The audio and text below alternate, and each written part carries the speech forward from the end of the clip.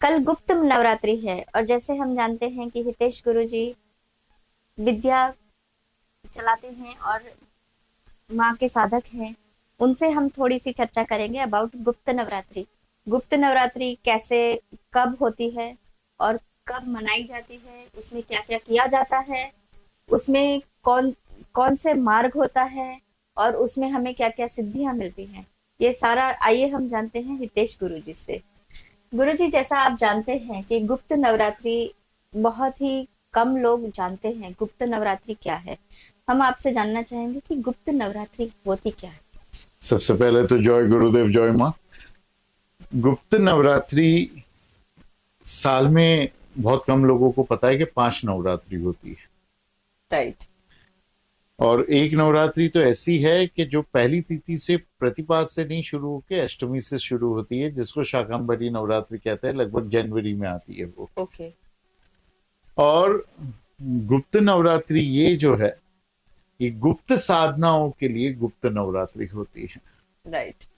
तो जो गुप्त साधना करना चाहते हैं वो गुप्त नवरात्रि को चुकना नहीं।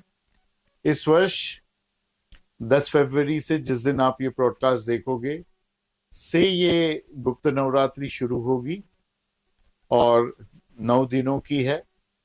और एक बात हम आगे बढ़े उससे पहले जान लीजिए कि ये 9 रात्रि है, दिन नहीं।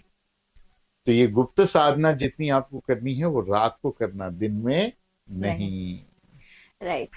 ये नवरात्रि 5 प्रकार की होती है, वो तो आज मुझे भी आज फर्स्ट टाइम ही पता चला है। शाकंभरी नवरात्रि के बारे में मुझे नहीं पता था। अभी हमने गुप्त नवरात्रि, ये गुप्त नवरात्रि बहुत लोगों को पता नहीं है, ये कौन कर सकता है? जो तंत्र मार्ग में है, दीक्षित है। याद रखना, बिना दीक्षा के बहुत गड़बड़ होगी गुप्त साधना में उतरना। तो जो दीक्षित है, तंत्र मार्ग में है, वो लोग गुप्त नवरात्रि को ना छोड़े, गुप्त नवरात्रि का पूरा लाभ ले और इसमें भरपूर साधना करे। जितनी गुप्त साधनाएं इसमें होगी, मैं आपको इशारा दे देता हूं, मंत्र पीठ की, यंत्र पीठ की या योनि पीठ की, वो बहुत लाभ देगी। खासकर योनि पीठ के साधक, भगवान शिव ने बार बार कहा है कि कुल से ऊपर कुछ नहीं है,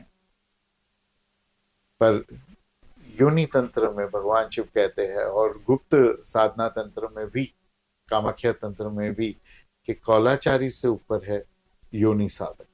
उन लोगों को ये साधना अवश्य करनी चाहिए।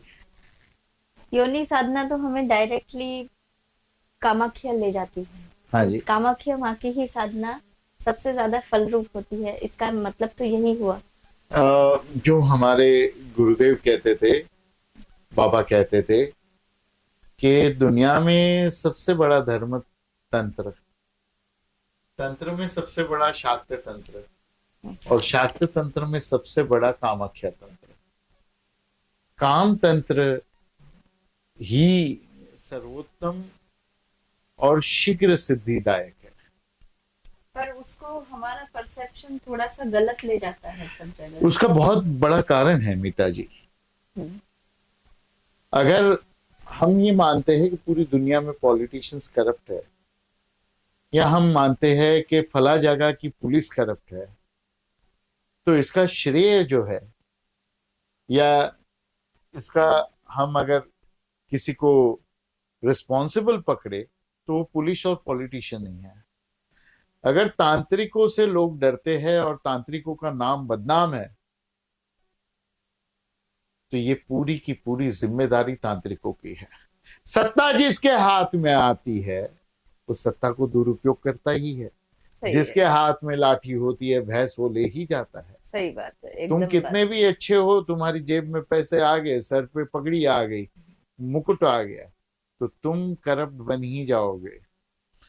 इस वजह से जो तंत्र बदनाम हुआ है, इसके लिए मैं केवल और केवल तांत्रिक को ही इसका जिम्मेदार मानूंगा।